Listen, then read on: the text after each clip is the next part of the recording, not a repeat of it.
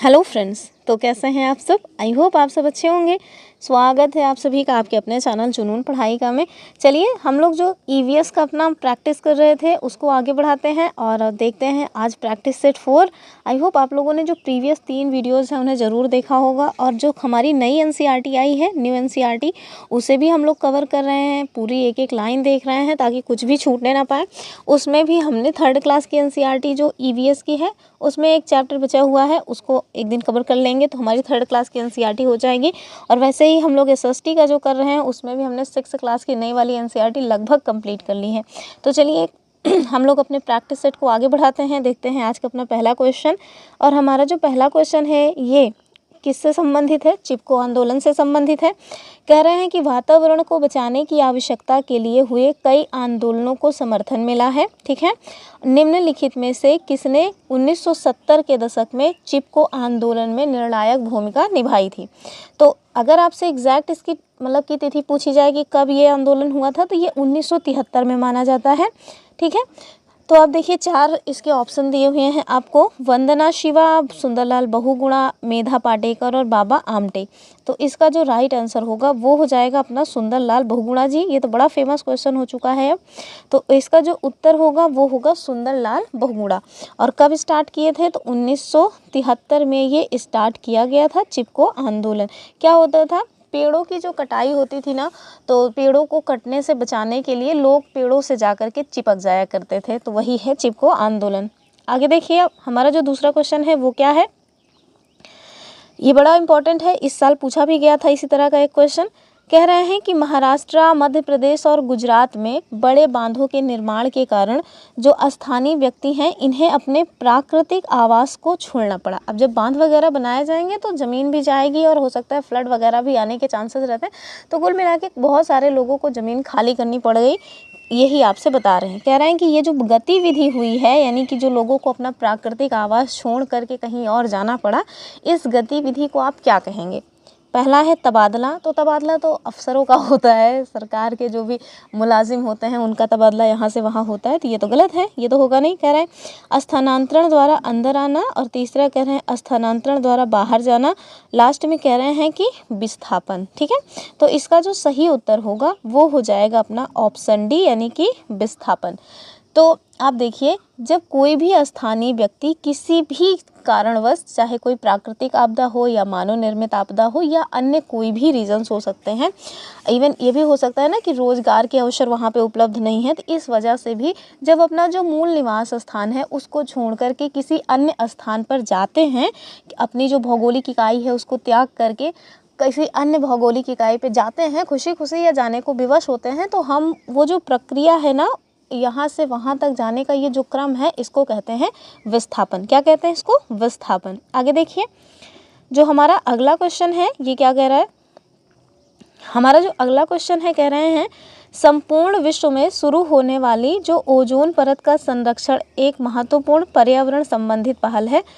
कह रहे हैं कि ओजोन परत का संरक्षण किस कारण स्टार्ट हुआ और आपको चुनाव करना है इन्हीं 4 ऑप्शंस में से। तो कुल मिला के आपसे ये पूछ रहे हैं कि जो ओजोन परत संरक्षण के लिए ओजोन मतलब कि डे, हम लोग ओजोन दिवस मनाते हैं ना 16 सितंबर को, तो वही कह रहे हैं कि हम लोग इसको स्टार्ट कब से किए थे। कुछ इसके लिए कोई संधि हुई होगी, कोई समझौता हुआ होगा, कोई बैठक वगैरह हुई होगी, तभी तो हम लोग इसको स्टार्ट किए हैं। तो आपको बताना है कि वो कौन सा है। तो ये कह रहे हैं कि रामसर सम्मेलन। तो आप सबको पता होगा कि 1972 में या 1971 में, थोड़ा सा भी कंफ्यूज हो रहे हैं, ईरान में एक सम्मेलन हुआ था। ईरान में एक सम्मेलन हुआ था जिसको हम लोग कहते हैं, और ईरान में एक जगह है रामसर, उसी जगह की वजह से इसको कहते हैं रामसर सम्मेलन। और ये किससे संबंधित है? ये आर्द्र भूमियों को बचाने से संबंधित है। ये किसको संबंधित है? तो आर्द्र भूमियों के संरक्षण से संबंधित है। तो ये तो होगा नहीं, डेट एक बार आप कंफर्म कर लीजिएगा, 1971 या 72 कुछ ऐसे है। फिर दूसरा कह रहे हैं मॉन्ट्रियल प्रोटोकॉल। तो जो मॉन्ट्रियल प्रोटोकॉल है यही सही बात है, इसका राइट आंसर भी यही होगा, मॉन्ट्रियल प्रोटोकॉल। और ये कब हुआ था? तो जो मॉन्ट्रियल प्रोटोकॉल है ये 16 सितंबर 1987 को हुआ था। ठीक है, और इसी के बाद से प्रतिवर्ष ओजोन संरक्षण के लिए, जो ओजोन परत है इसके संरक्षण के लिए हम लोग हर 16 सितंबर को ओजोन डे मनाते हैं। ये 16 सितंबर की जो डेट है बड़ी इंपॉर्टेंट है अपने आप में। तो इसको हम लोग क्या कहते हैं? इसे हम लोग कहते हैं मॉन्ट्रियल प्रोटोकॉल। ठीक है। आगे देखते हैं अपना अगला क्वेश्चन। और जो हमारा अगला क्वेश्चन है वो हमसे क्या पूछ रहा है, कह रहे हैं ठोस अपशिष्ट पदार्थों के निस्तारण की तीन मतलब कि जो निम्नलिखित विधियां हैं इनमें से किस विधि से वायु में प्रदूषण फैलता है। ठीक है, आपसे पूछ रहे हैं कि इनमें ऐसी कौन सी विधि है जिससे जो हमारा पर्यावरण है वो प्रदूषित होगा। भूमि की भराई, कंपोस्ट, कृमियों से खाद बनाना और भस्म करना। तो इसका जो राइट आंसर होगा वो क्या हो जाएगा, वो हो जाएगा ऑप्शन डी। तो आप देखिए, जब आप किसी भी चीज़ को जलाएंगे, भस्म करना मतलब क्या होता है, जला देना किसी चीज़ को। तो आप अगर किसी भी चीज़ को जलाएंगे तो उससे क्या होगा, उससे होगा धुआं निकलेगा ना। जब वो काला काला वो जो धुआं निकलेगा ये क्या करेगा, ये हमारे वातावरण में पोल्यूशन को क्या करेगा, इंक्रीज करेगा। ठीक है, तो यही इसका राइट आंसर होगा कि जब भी आप ठोस अपशिष्ट पदार्थ को भस्म करेंगे तो उसके साथ साथ मतलब कि धुआं तो होगा ही, भस्म तो हो ही जाएगा, लेकिन इसके साथ साथ धुआं होगा और धुएं से कई विभिन्न जो है जहरीली गैसें निकलेंगी जो आपके वातावरण को प्रदूषित करेंगी। तो इसके लिए मतलब कि ये उचित प्रक्रिया नहीं है। जबकि आप भूमि की भराई, कंपोस्ट और कृमियों से खाद बनाने की अगर प्रक्रिया करते हैं तो उससे जो हमारा वातावरण है वो प्रदूषित नहीं होगा या फिर कम होगा। तो इसका राइट आंसर क्या होगा, ऑप्शन डी। आपने देखा होगा कि जो पराली जलाने वाली परंपरा है लोगों में, अब हम लोगों के यहाँ थोड़ा कम होता है, लेकिन आप देखेंगे पंजाब वाले रीजन में, उत्तर प्रदेश में ही कई ऐसे रीजन्स हैं जहाँ बहुत ज़्यादा मात्रा में पराली जलाई जाती है। बस हमारे यहाँ नहीं जलाई जाती, हम लोगों के यहाँ जानवर ज़्यादा हैं तो भूसा के लिए उसको यूज़ कर लेते हैं। तो ये जो पराली जलाई जाती है इससे दिल्ली में अचानक से जो मतलब प्रदूषण है वो बढ़ जाता है। क्यों बढ़ जाता है, तो उसके पीछे का जो रीज़न है वो यही है कि जो धुआं है वो तो निकलता ही है, साथ में अपने साथ कई अन्य जहरीली गैसेस को भी वो लेकर के चलता है। तो इस वजह से भस्म करना या जलाना मतलब कि पर्यावरण के लिए हानिकारक होता है। चलिए देखते हैं अगला क्वेश्चन। और जो हमारा अगला क्वेश्चन है कह रहा है केचुए के बारे में, बड़ा इंपॉर्टेंट है। एक बार ये 2020 में पूछा भी गया है, एग्जैक्ट क्वेश्चन नहीं लेकिन केचुए के बारे में पूछा गया है। तो देखिए, कह रहे हैं केचुए के बारे में जो स्टेटमेंट्स दिए गए हैं आप उन पे विचार कीजिए और बताइए कि कौन से कथन सही है।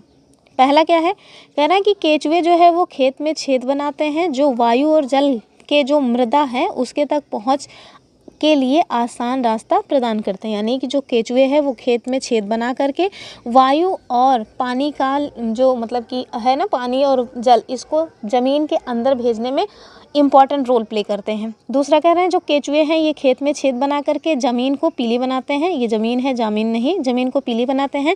तीसरा कह रहे हैं केचुए जो है वो मुख्य फसल को खरपतवार से बचाते हैं। और लास्ट में कह रहे हैं जो केचुए हैं ना इनका मल मृदा को उर्वरक और उपजाऊ बनाता है। तो चौथा तो एकदम सही है। तो आप ध्यान रखिए जब आप ऑप्शन पे जाइए तो ये बात एकदम सही है। तो देखिए 2 ऑप्शन ऑलरेडी कट गए, 2 ऑप्शन तो होंगे नहीं।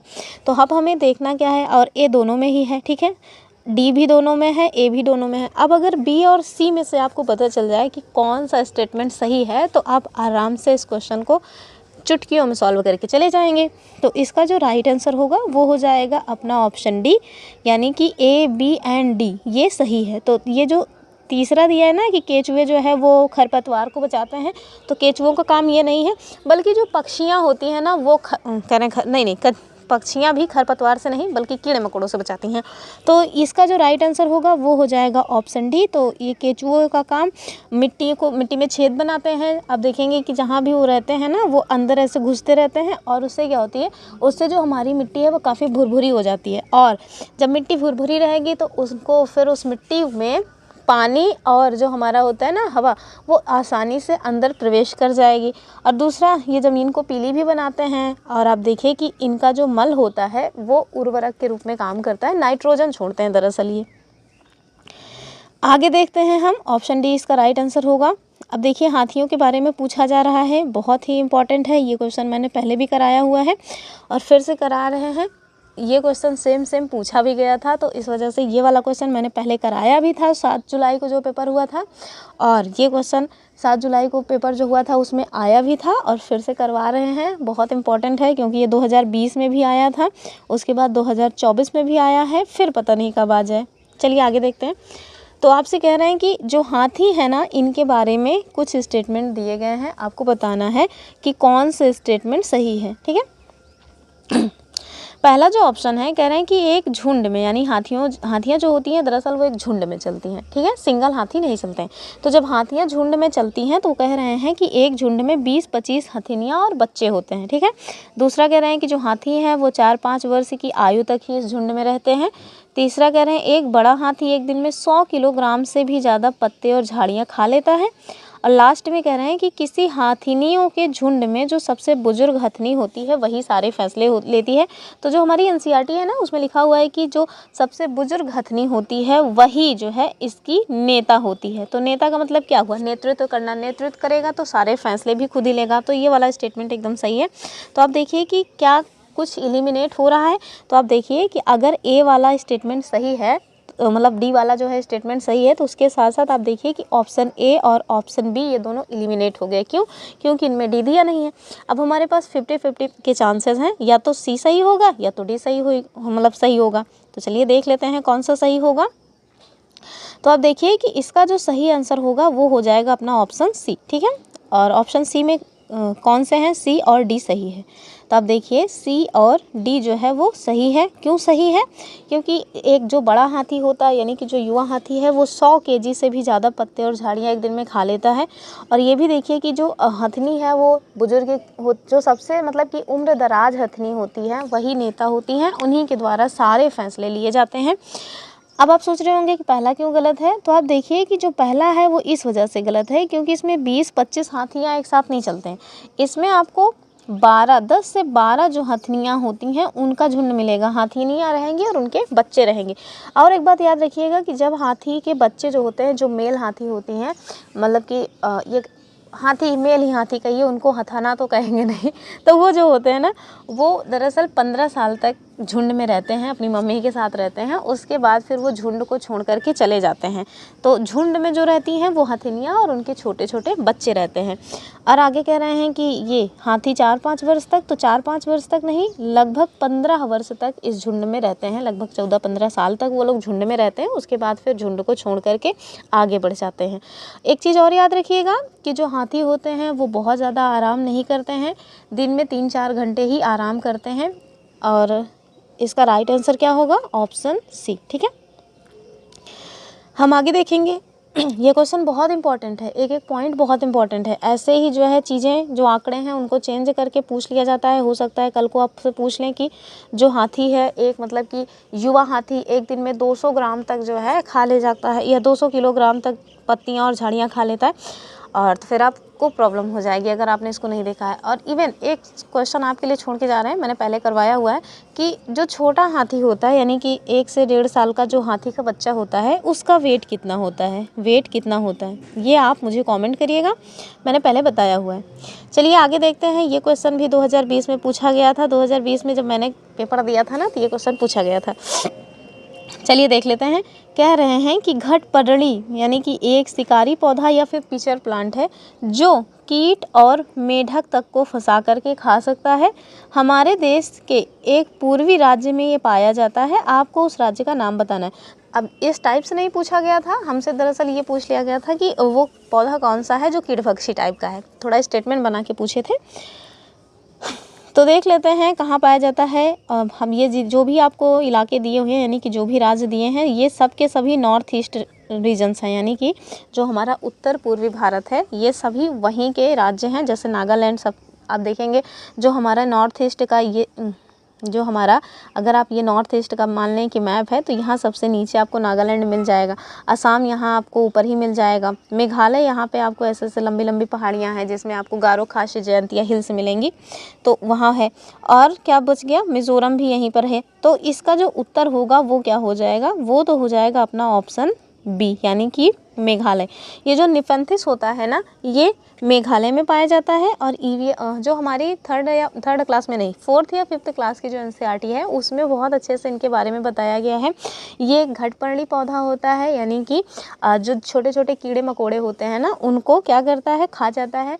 और ध्यान रखिएगा ये ना अपने मतलब ये जो इसका बॉडी होता है, यही कहिए कि इसका जो बॉडी होता है, ये जो प्लांट होता है इसकी जो बॉडी होती है ये एक अच्छी सी अजीब से स्मेल निकालती है। और वही स्मेल जो है ना वो कीड़े मकोड़ों को क्या करती है, आकर्षित करती है, और फिर जो कीड़े मकोड़े हैं वो उन्हीं स्मेल के चक्कर में, इसका जो पत्ती होता है ना वो घड़े के आकार का होता है, ये ऐसे इसकी पत्ती, इसकी जो पत्ती होती है ऐसे होती है। जब इसमें कोई कीड़ा मकोड़ा घुस जाता है तो ये इसको ऐसे ढक्कन से अपने बंद कर लेता है, दूसरी पत्ती से ढक लेता है और फिर उनको निपटा के ही छोड़ता है, धीरे धीरे उनको पूरा एकदम ख़त्म ही कर देता है। और ये ऐसा क्यों करते हैं, क्योंकि जहाँ पे ये पेड़ पौधे उगते हैं, यानी कि जो निपंथिस है वो जहाँ पे उगता है वहाँ पे नाइट्रोजन की कमी होती है। क्या होता है, नाइट्रोजन की कमी होती है। ये कीड़े मकोड़ों को मार करके, खा करके अपने बॉडी में जो नाइट्रोजन है ना उसकी पूर्ति करते हैं। तो इसका उत्तर क्या होगा, इसका उत्तर हो जाएगा ऑप्शन बी, मेघालय में पाया जाता है। इसके बारे में और भी हम डिटेल में बताएंगे, क्योंकि हमारी जो वो पूरी की पूरी कंप्लीट कोर्स वाली NCERT चल रही है ना, उसमें हम ये सारी चीज़ें कराएंगे, एक एक पॉइंट करवाएंगे। देखिए आगे आपसे प्याज के बारे में पूछ रहे हैं। प्याज की खेती करने की जो प्रक्रिया है उसके कौन कौन से चरण होते हैं, यानी कि हम सबसे पहले क्या करेंगे, उसके बाद क्या करेंगे, उसके बाद और फिर कैसे फसल अपने घर में आएगी, ये आपको बताना है। पहले कह रहे हैं कि खरपतवार हटाना, गुड़ाई करना, फिर बीज बोना, फिर प्याज के ऊपर सूखी पत्तियों को हटाना, उसके बाद प्याज को उखाड़ना। तो आप जान ही रहे होंगे कि सबसे लास्ट में तो जो है क्या आएगा, प्याज उखाड़ करके उसकी जो सूखी पत्तियां हैं वो हटाई जाएंगी। तो डी तो सबसे लास्ट में आएगा, लेकिन उसके बाद भी हम एक बार फिर से देख लेते हैं। ये ऑप्शंस हैं, आप इन्हें ऑप्शंस खुद से देखिएगा, हम इसका उत्तर बता के आपको आगे बढ़ते हैं, ठीक है। तो इसका जो राइट आंसर होगा वो तो हमारा हो जाएगा ऑप्शन बी। क्या होगा, ऑप्शन बी। यानी कि सबसे पहले आप क्या करेंगे, सबसे पहले आप खेतों की गुड़ाई करेंगे, उसके बाद क्या करेंगे, उसके बाद उसमें बीज बोएंगे। बीज बोने के बाद अगर किसी भी तरह का उसमें कोई खरपतवार है या फिर जो है कीट वगैरह आ गए हैं तो क्या करेंगे, खरपतवार हटाएंगे या कीटनाशक डालेंगे तो कीट भी हट जाएंगे। उसके बाद क्या करेंगे, उसके बाद आप जो प्याज है उसके ऊपर सूखी पत्तियाँ जो होती हैं उनको हटाएंगे, और लास्ट में जो है क्या करेंगे, लास्ट में आप प्याज को उखाड़ करके फिर अपने घर लाएंगे, ठीक है। तो इसका राइट आंसर क्या होगा, ऑप्शन बी। आगे देखिए, जो चलिए देखते हैं अपना अगला क्वेश्चन, क्वेश्चन नंबर 9। और जो हमारा क्वेश्चन नंबर 9 है वो क्या है, तो ये ग्रेगर जॉन मेंडल के बारे में पूछ रहे हैं। कह रहे हैं कि जो ग्रेगर जॉन मेंडल थे, जिन्हें हम लोग आनुवांशिकी के जनक के रूप में भी जानते हैं, तो उनके द्वारा जो है मटर के पौधों पर 7 वर्ष तक अपने चर्च में प्रयोग किए गए। तो ये कौन थे, तो जो ग्रेगर जॉन मेंडल हैं वो दरअसल एक पादरी थे, चर्च में रहा करते थे। इन्होंने 28,000 मटर के पौधों का एक साथ, मतलब कि एक साथ 7 वर्ष तक मठ में के जो उनका जो मठ होता है, यानी कि उनका जो चर्च था उसमें जो ग्राउंड था, उस ग्राउंड में इन्होंने प्रयोग किया। और इन्होंने पाया कि जो मटर के पौधे हैं इनमें कुछ ऐसे लक्षण हैं जो जोड़ियों में आते हैं। आपको बताना है कि जो इन्होंने प्रयोग किया उसमें इन्हें कौन सा है जो नहीं प्राप्त हुआ। आपके पास 4 ऑप्शन हैं। पहला कह रहा है कि बीजों का हरा या पीला होना, दूसरा कह रहे हैं बीजों का खुरदरा या चिकना होना, तीसरा है पौधों का लंबा या नाटा होना, और लास्ट में है अगली पीढ़ी के जो पौधे हैं उनके बीजों का नया रंग जो पीले और हरे गुण से मिलकर के बना है। तो यही इसका उत्तर नहीं होगा। इस तरह का जो है इन्होंने प्रयोग में कुछ प्राप्त नहीं किया, जबकि इन्होंने ये भी देखा कि जो बीज हैं उनका हरा या पीला होना, बीजों का खुरदरा या चिकना होना भी इन्हें मिला, और पौधों का नाटा या लंबा होना भी इनको मिला। तो ये सारी चीज़ें हुई, लेकिन जो हमारा लास्ट वाला ऑप्शन है वो इनके द्वारा प्राप्त नहीं किया गया। तो आगे देखेंगे अगला क्वेश्चन। अब देखिए, मच्छरों के बारे में पूछ रहे हैं कि ऐसी कौन सी प्रक्रिया है जिससे आप मच्छरों का जो प्रजनन है वो रोक सकते हैं या नहीं रोक सकते। चलिए क्वेश्चन देखते हैं। कह रहे हैं कि मच्छरों के प्रजनन की रोकथाम के लिए कई विधियां प्रस्तावित की जाती हैं। ठीक है, प्रजनन मतलब होता है कि वो नए बच्चे उनके ना होने पाए, यानी कि वो जो अंडे दें भी अगर तो नया बच्चा उसमें से ना निकलने पाए, उसी को रोकने की बात हो रही। कह रहे हैं निम्नलिखित में से वो विधि ज्ञात कीजिए जो मच्छरों के प्रजनन को नहीं रोकेगी। आपके पास 4 ऑप्शन है, आपसे यही पूछ रहे हैं कि इसमें से वो कौन सी विधि है जिससे आपको मच्छर काटेंगे भी नहीं लेकिन उनका जो प्रजनन है वो रुकेगा नहीं। ठीक है, कह रहे हैं कूलर के पानी को सप्ताह में कम से कम 2 बार बदलें। दूसरा, तालाब और पानी इकट्ठा होने वाले स्थान में मछली डालें। कौन सी मछली डालें, ऐसे नॉर्मल नहीं, जो गैम्बूसिया फिश होती है ना, वो मच्छरों के लार्वा को खा जाती है। और आगे देखिए, मच्छरदानी का प्रयोग करें, और यदि किसी स्थान पर पानी इकट्ठा हुआ है तो उसमें तेल का छिड़काव करें, मिट्टी के तेल का छिड़काव करें दरअसल। तो इसका उत्तर क्या होगा, इसका होगा उत्तर ऑप्शन सी, यानी कि मच्छरदानी का प्रयोग करें। तो अगर आप मच्छरदानी का प्रयोग करेंगे तो मच्छर आपको काट तो नहीं पाएंगे, लेकिन इससे इनका जो प्रजनन है वो नहीं रुकेगा, वो चलता रहेगा, वो अपनी जनसंख्या बढ़ाते रहेंगे। लेकिन अगर आप कूलर के पानी को सप्ताह में 2 बार बदल देंगे तो क्या होगा, अगर उन्होंने कोई अंडा वगैरह दिया है तो वो भी उसके साथ ख़त्म हो जाएगा। और दूसरा यही सेम पोजीशन है, अगर तालाब का जो पानी है अगर इकट्ठा हो गया तो अगर आप उसमें गैम्बूसिया नामक एक मछली होती है उसको डालेंगे तो क्या होगा, वो मच्छरों के सारे लार्वा खा जाएगी, तब भी मच्छर आगे फिर जो उनके बच्चे हैं वो नहीं आ पाएंगे। और लास्ट में कह रहे हैं यदि किसी स्थान पे पानी इकट्ठा हुआ है तो तेल का छिड़काव करें, तो इससे भी उनके जो अंडे बच्चे हैं वो सब निपट जाते हैं। तो इसका राइट आंसर क्या होगा, ऑप्शन सी होगा। ऑप्शन सी से आप केवल अपना बचाव कर पाएंगे। आगे देखिए, अब जो हमारा अगला क्वेश्चन है, कह रहा है कि हमें जो हम पके हुए भोजन मतलब लेते हैं यानी कि खाते हैं उसके बारे में कह रहे हैं, हमें पके हुए भोजन को खुला या बिना फ्रिज में रखे एक लंबी अवधि के लिए वैसे ही खुला नहीं छोड़ना चाहिए। ठीक है, क्यों, कह रहा है निम्नलिखित में से वो कौन सा कारक है जो पके हुए भोजन को बेकार करने के लिए जिम्मेदार है। यानी कि अगर आप बिना फ्रिज में रखे या फिर नॉर्मली ऐसे ही खाना बना करके उसको खुला छोड़ देते हैं तो आप देखेंगे कि थोड़े टाइम के बाद क्या होगा, वो जो खाना है वो ख़राब हो जाएगा, उसमें से स्मेल वगैरह आने लगेगी, इवन फफूंद वगैरह भी कभी कभी तो आपको दिख जाएंगे अब कई दिनों तक रखा रहेगा तो वही वो पूछ रहे हैं कि वो कौन से कारक हैं, वो कौन से जीवाणु हैं जिनके द्वारा ये प्रॉब्लम होती है। ठीक है, कीट या फिर फफूंद या वायरस या जीवाणु, तो इसका उत्तर हो जाएगा बैक्टीरिया यानी कि जीवाणु। वायरस तो नहीं होंगे। तो आइए आगे देखते हैं। हो गया, ख़त्म हो गया। कल हम लोगों ने आज जो है टोटल 11 क्वेश्चंस लिए थे। वैसे भी जो ईवीएस है ना उसके जो क्वेश्चंस होते हैं काफ़ी लेंदी से पूछे जाते हैं और काफ़ी लेंदी क्वेश्चंस होते ही हैं, तो उसको डिस्कस करने में ही बहुत टाइम लग जाता है। तो यही जो वीडियो है यही आधे घंटे से ज़्यादा की हो गई होगी। आप लोग प्लीज़ पूरी वीडियो देखा करिए, देखेंगे पूरी वीडियो तो आप लोगों को ही लाभ होगा। चलिए, आप लोग इतनी देर तक बने रहे इसके लिए आप सभी को थैंक्स। फिर मिलेंगे अपने नेक्स्ट वीडियो में, तब तक के लिए बाय बाय एंड जय हिंद।